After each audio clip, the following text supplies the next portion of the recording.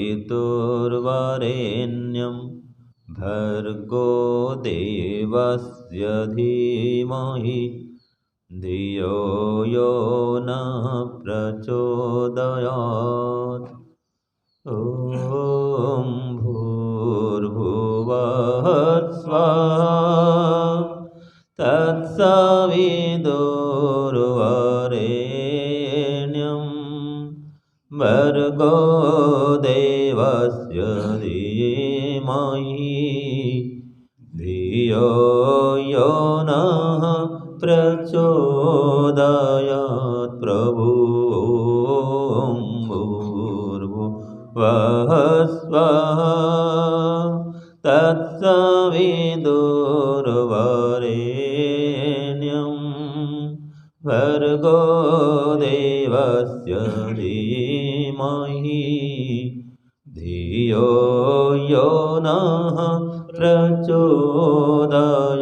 हे प्रभु भूर्भुवः स्वः तत्सवितुर्वरेण्यं भर्गो देवस्य धीमहि धियो यो नः प्रचोदयात्।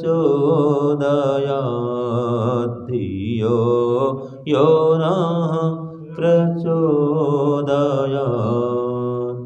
ॐ असतो मा सद्गमय ॐ तमसो मा ज्योतिर्गमय ॐ मृत्युर्मा अमृतं गमय ॐ आनन्दः ॐ आनन्दः ॐ आनन्दः।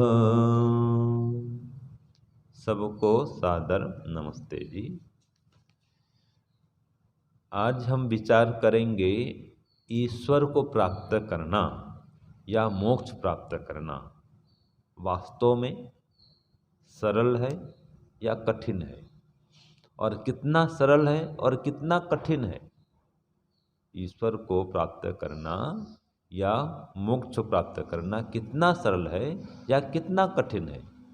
सरल है तो कितना सरल है और क्यों सरल है, और कठिन है तो कितना कठिन है और क्यों कठिन है। ठीक है ना जी। तो दोनों विषयों पर हम चर्चा करेंगे। एक मंत्र है ऋग्वेद का और सामवेद का। सामवेद में है पूर्वार्चिक का मंत्र है 1-1-1-8 और ऋग्वेद का है 8-11-7। ये मंत्र संख्या है। और मंत्र क्या है देखिए, एक बार मैं बोलूँगा, एक बार आप भी दोहराएंगे। ओम आते वत्सो मनोयमात् ओम आते वत्सो मनोयमात् परमाचित् सधस्थात् अग्ने त्वां कामया गिरा अग्ने त्वां कामया गिरा अग्ने त्वां कामया गिरा अग्ने त्वां कामया गिरा अग्ने त्वां कामया गिरा। ओम आते वत्सो मनोयमात् ओम आते वत्सो मनोयमात् परमाचित् सधस्थात्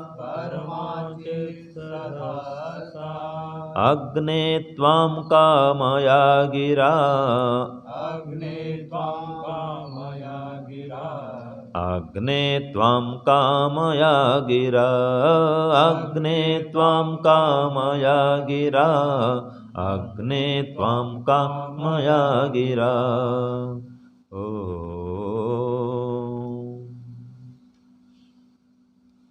आज के मंत्र में कहा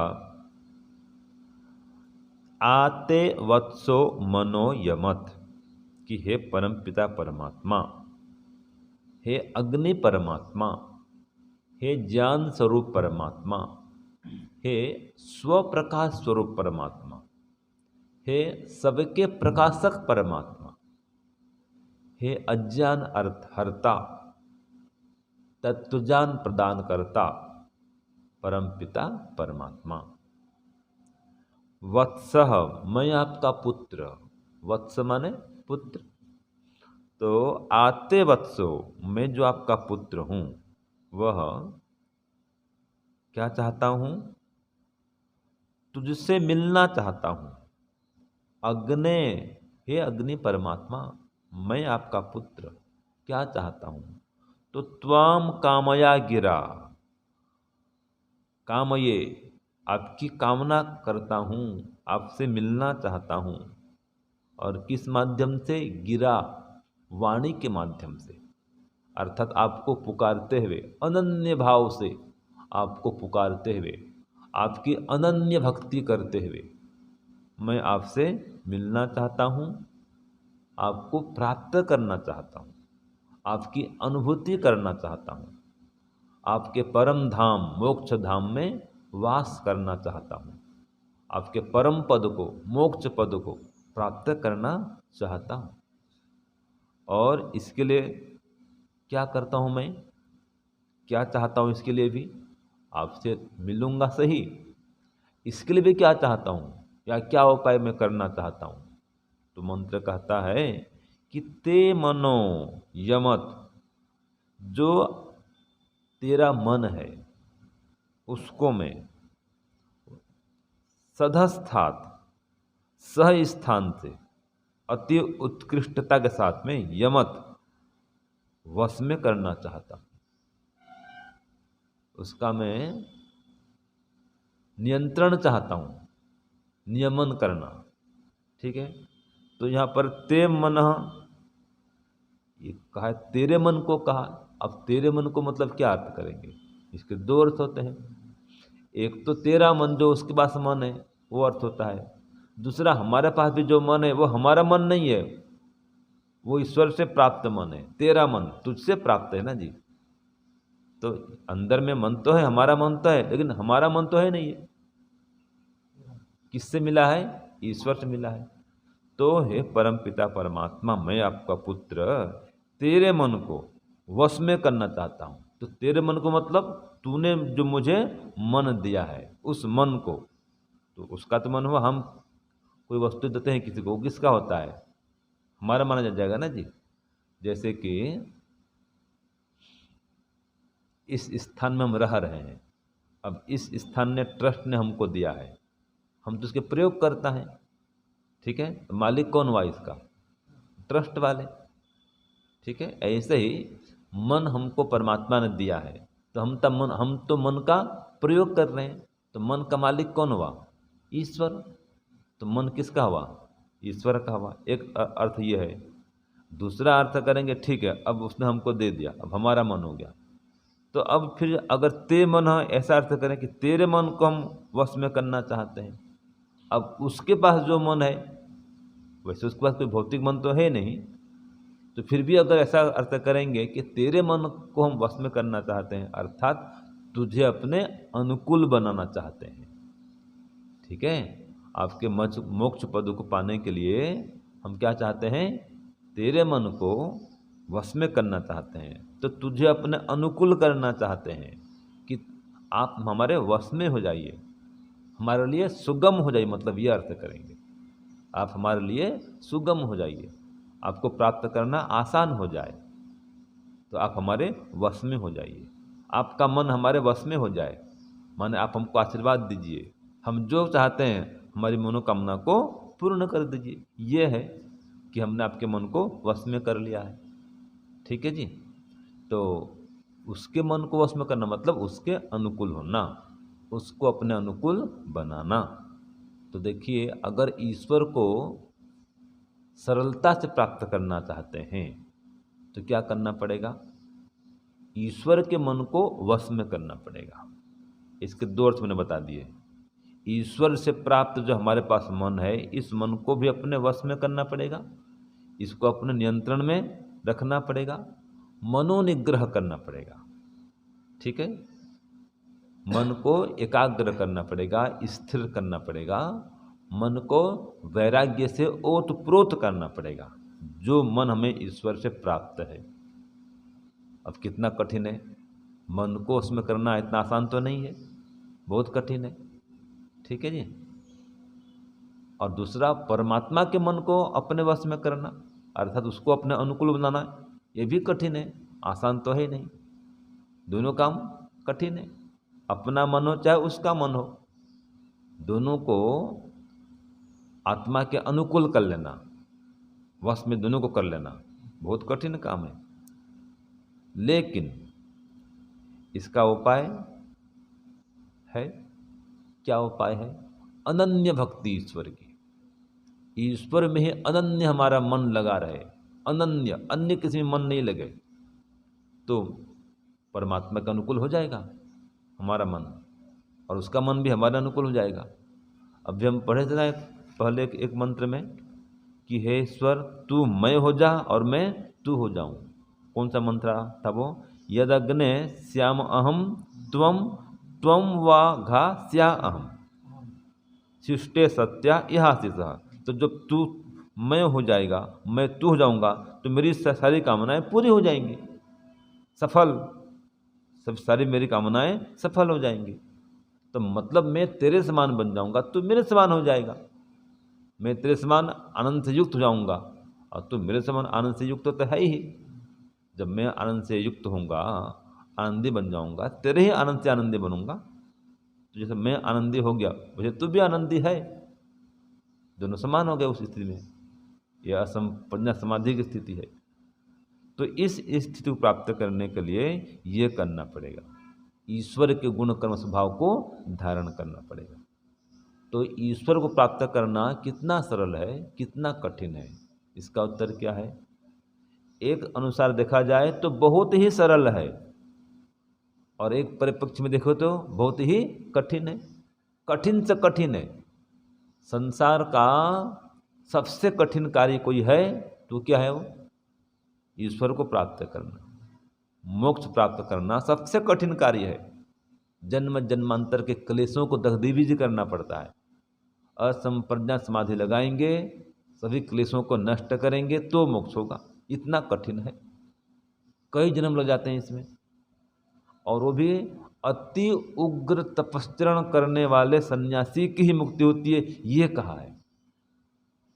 ठीक है, सामान्य व्यक्ति की मुक्ति नहीं हो सकती, अर्थात जिसने राग द्वेष को खत्म कर दिया पूरा, उसकी मुक्ति होती है। विवेक वैराग्य अभ्यास से, समाधि से, तप करके, ईश्वर का साक्षात्कार करके, समस्त क्लेशों को दग्धीभूत करने से मोक्ष की प्राप्ति होती है या ईश्वर की प्राप्ति होती है। इतना कठिन है। ठीक है, दूसरे पक्ष में कहें तो बहुत सरल भी है, अति सरल है। इतना सरल है कि और इतना सरल कोई काम ही नहीं है। वो कैसे भाई? देखो, धन कमाने के लिए धन चाहिए, साधन चाहिए, ठीक है ना जी। बाह्य वस्तु की अपेक्षा होती है। लोग पूजा पाठ करते हैं, कितना फूल चावल इकट्ठा करते हैं, नहलाते हैं, धुलाते हैं, कितनी पदयात्राएं करते हैं, कितना कठिन काम है। कठिन काम है नहीं भाई, उनके लिए कठिन काम है वो, वास्तव में कठिन काम है। पैदल चल चल के यात्रा करते हैं, कोई 84 कोसी यात्रा करते हैं, भ्रमण करते रहते हैं, ठीक है, तीर्थ यात्रा करते हैं, चारों धाम घूमते हैं, बहुत कठिन है। लेकिन जब परमात्मा को अपने निकट मान लेंगे, जो परमात्मा चारों धाम में है वही परमात्मा हमारे अंदर भी तो है। निराकार परमात्मा, सर्वत्र व्याप्त परमात्मा हमारे अंदर भी है, ठीक है, संसार के कण कण में है, वही हिमालय में भी है, वही हमारे हृदय में भी है, वही परमात्मा है। तो जब परमात्मा को अपने हृदय में मान लेंगे और भूतेषु भूतेषु विचिन्त्य धीरः अस्मात् लोकात् प्रेत्य अमृतः भवन्ति, इस स्थिति प्राप्त कर लेंगे तो मोक्ष प्राप्त कर लेंगे, ईश्वर को प्राप्त कर लेंगे। तो क्या करना पड़ेगा इसके लिए? तो कहा भूतेषु भूतेषु विचिन्त्य धीरा, हर भूत में, हम हर पदार्थ में ईश्वर को देखेंगे, उसका चिंतन करेंगे, मनन करेंगे, ईश्वर की अनुभूति करेंगे। अपने अंदर भी वही ईश्वर है, आपके अंदर भी वही ईश्वर है, सबके अंदर वही ईश्वर है। तो जो हर पदार्थ में ईश्वर को देखता है, ठीक है, उसमें वो राग द्वेष का भाव फिर नहीं रहता, राग द्वेष की दृष्टि खत्म हो जाती है। सब में वो ईश्वर तत्व को देखता है, सबके अंदर ईश्वर विराजमान है। तो न किसी से द्वेष करता है, न राग करता है, न कोई पाप करता है, न अधर्म करता है। हमेशा समझो वो समाधिस्थ है, ईश्वर से हमेशा जुड़ा हुआ है। तो जो व्यक्ति ईश्वर से हमेशा जुड़ा हुआ है, उसके लिए ईश्वर को प्राप्त करना अति सरल है, कहीं दूर नहीं जाना पड़ेगा, ईश्वर हृदय में ही है। तो जो एकदम निकट है, सबसे निकट कौन है हमारे? ईश्वर है। तो जो सबसे निकट है, तो उससे मिलना सरल तो हुआ। जो बहुत दूर होगा उससे मिलना कठिन होता है। उतना दूर यात्रा करेंगे, जाएंगे तो बहुत कठिन है भाई, साधन चाहिए, टिकट चाहिए, रेल, बस, विमान सब चाहिए, तो उतना दूर जाएंगे। ईश्वर तो हृदय में ही है, हम जहाँ पर हैं ईश्वर वहीं पर है। तो मिलना एकदम सरल, फटक एकदम तुरंत मिल लेंगे। दूर तो है ही नहीं, बस कोई दूरी नहीं है ईश्वर से हमारी, न स्थान की दूरी है न समय की दूरी है। ईश्वर से कोई हमारी दूरी नहीं है, बस दूरी है तो जो अज्ञानता है उस अज्ञानता की दूरी है। ज्ञान की दूरी कहें या अज्ञान की दूरी कहें, यह है, हम उसको भूल गए, यही उसकी दूरी है। एक मंत्र आता है ना यजुर्वेद में, तद दूरे तदु अंतिके, तदयति तन्नयति, एक मंत्र आता है। वो निकट से निकट भी है, वो दूर से दूर भी है। तो दूर किसके लिए है? जो पापी व्यक्ति है, अधर्मात्मा है, ईश्वर के प्रतिकूल चलते हैं, उसके लिए ईश्वर बहुत ही दूर है। और जो ईश्वर के भक्त हैं, सच्चे हृदय से उसको पुकारते हैं, धर्मात्मा, योगी, जितेंद्रिय, परोपकारी, तो ऐसे जो जितेंद्रिय, धर्मात्मा, परोपकारी योगी हैं, उनके लिए ईश्वर अति निकट है। इसलिए मंत्र कहता है, वो जो परमपिता परमात्मा है, तद्यजति तन्नयति तद दूरे तदु अंतिके तदंतरस्य सर्वस्य, देखो वो सबके अंदर है, तद्दु सर्वस्य बाह्यता, सबके अंदर भी है, सबके बाहर भी है। जो ऐसा अनुभव कर लिया, उसके लिए ईश्वर को प्राप्त करना सरल है। एक मंत्र और आता है, वो जो परमपिता परमात्मा है वो कैसा है कि अनेजत, हिलने वाला नहीं है, अनेजत, हिलता नहीं, डुलता नहीं, कांपता नहीं, कहीं जाता नहीं, आता नहीं।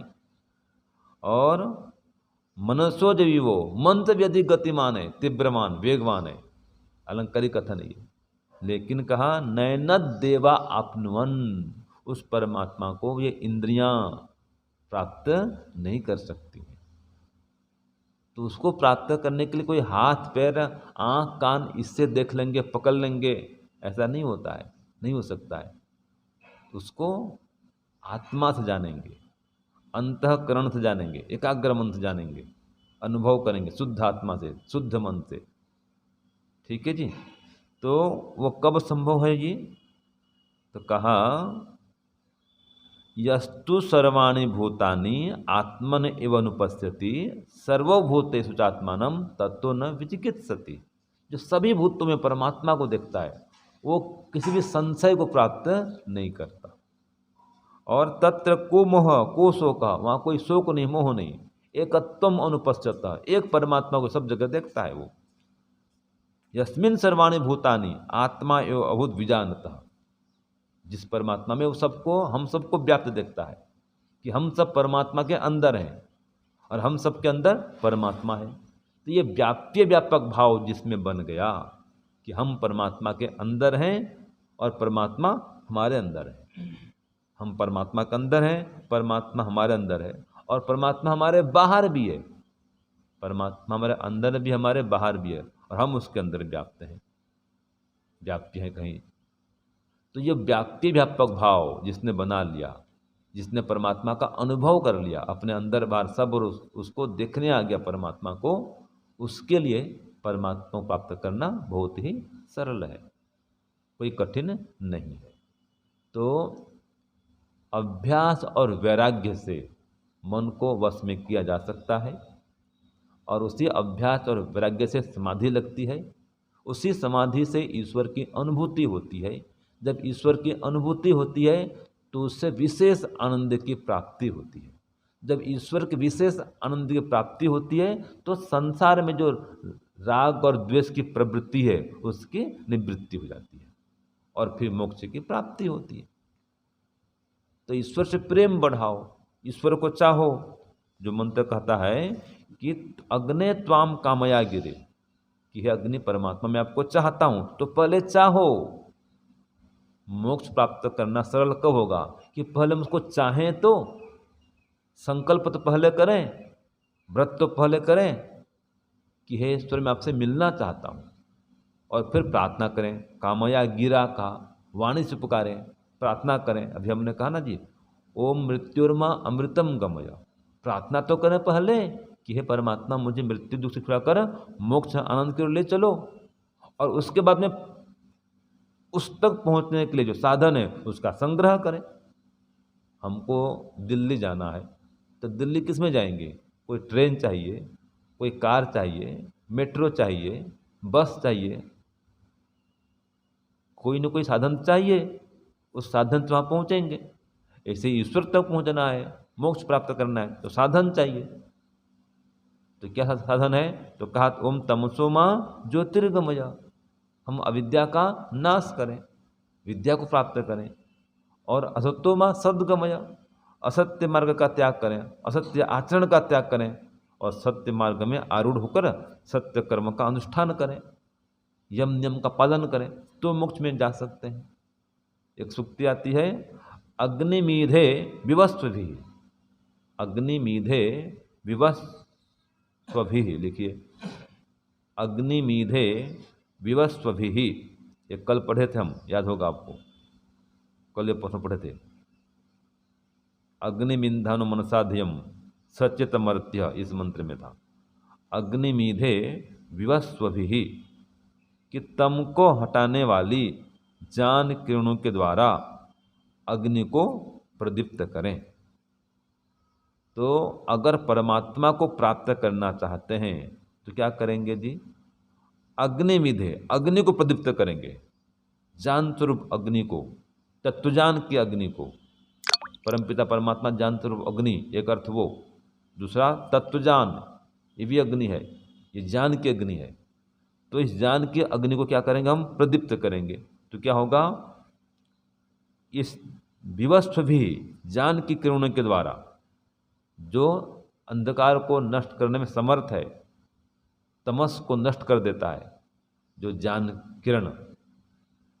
तो ऐसे ज्ञान की किरणों के द्वारा हम अविद्या का नाश करके, विद्या को प्राप्त करके, तत्वज्ञान से युक्त होकर के मोक्ष तक पहुंच सकते हैं, ईश्वर को प्राप्त कर सकते हैं। तो इसके लिए अष्टांग योग की अपेक्षा है। यम नियम आसन प्राणायाम प्रत्याहार धारणा ध्यान समाधि। ठीक है जी। पुत्रेष्णा वित्तेष्णा लोकेष्णा को समाप्त करना है तो कठिन काम भी है, इतना आसान तो है नहीं। जन्म जन्मांतर के क्लेशों को नष्ट करना होता है, लेकिन जो ईश्वर के अनुकूल बन गया, ईश्वर का परम भक्त हो गया, उसके लिए कठिन भी नहीं है। ईश्वर स्वयं सहायता करता है।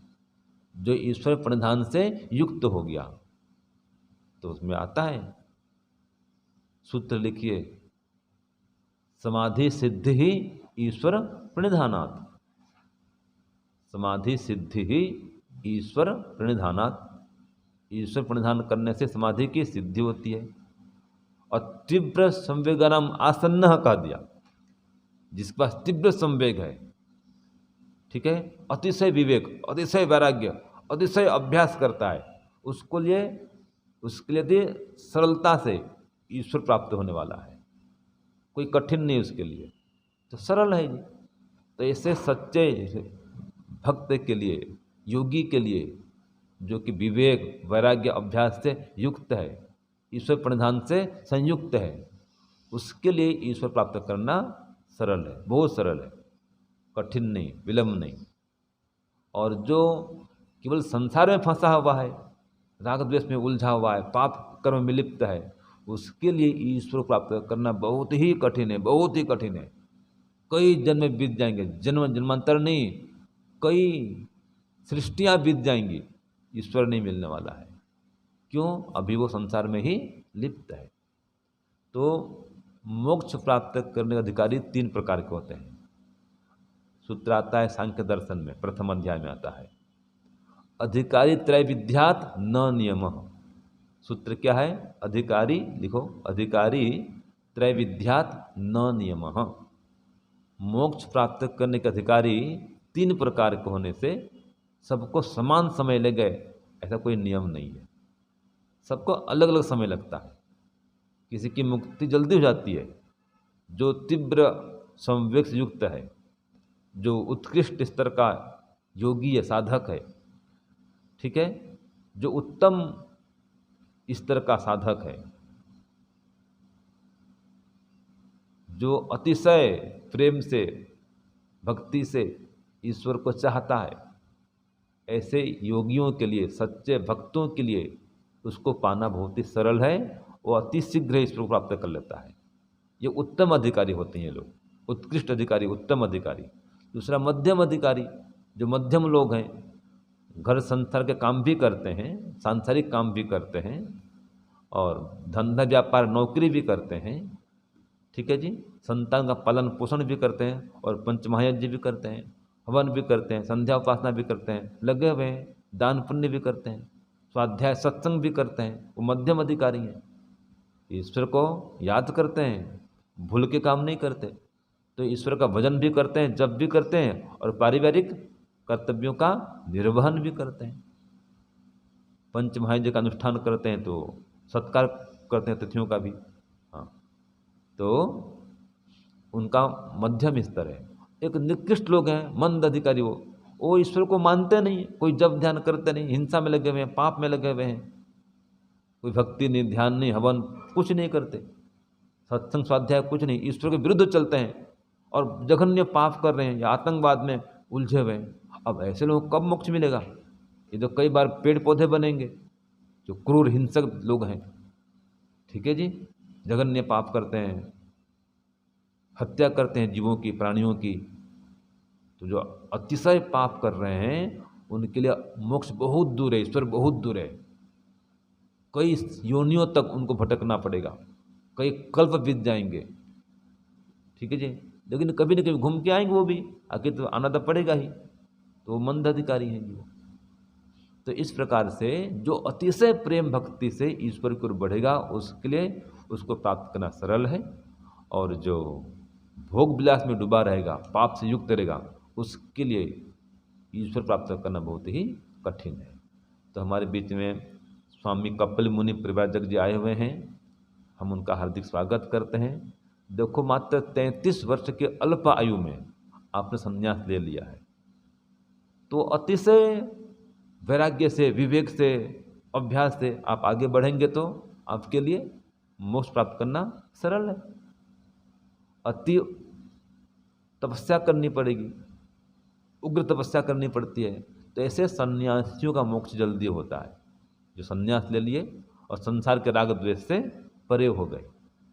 तो बहुत इसलिए तप करना पड़ता है, बहुत सहन करना पड़ता है, मान अपमान सबको सहन करना पड़ेगा, ठीक है जी।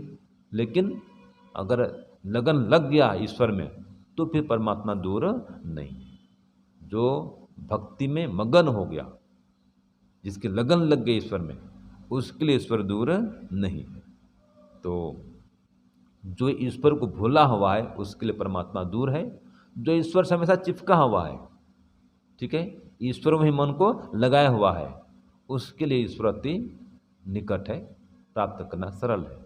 तो संसार के माया मोह से जो ऊपर उड़ जाता है, इस प्रकार सन्यासी बन जाता है, और युवावस्था में सन्यास ले लेता है, और समाधि के लिए प्रयत्नशील हो जाता है, और परोपकार के लिए काम करता है। ऐसा नहीं है, परोपकार भी करेगा, वेद का प्रचार भी करेगा। सन्यासी है तो वेद प्रचार भी करेगा, पढ़ाएगा भी, खुद भी पढ़ेगा, ध्यान भी करेगा, ध्यान कराएगा भी, तो अपना भी कल्याण करता है और समाज का कल्याण भी करता है।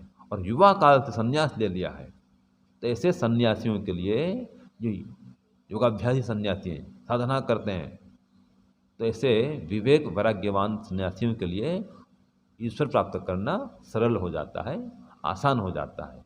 ये हमारे कपिल मुनि जी साक्षात उदाहरण है। अभी कुछ दिन पहले संन्यास लिए हैं और युवा काल से ही आध्यात्मिक और गतिमान हैं, ईश्वर की ओर बढ़ रहे हैं। तो ईश्वर ऐसे सच्चे भक्तों पर कृपा करता है, और जब परमात्मा कृपा कर देता है तो उसको प्राप्त करना सरल हो जाता है। ईश्वर के मन को हम अपने मन से मिला लेते हैं, उसके अनुकूल बन जाते हैं, वो हमारे अनुकूल बन जाता है, उसको प्राप्त करना सरल हो जाता है। ओम शांति ओम शम। सबको सादर नमस्ते।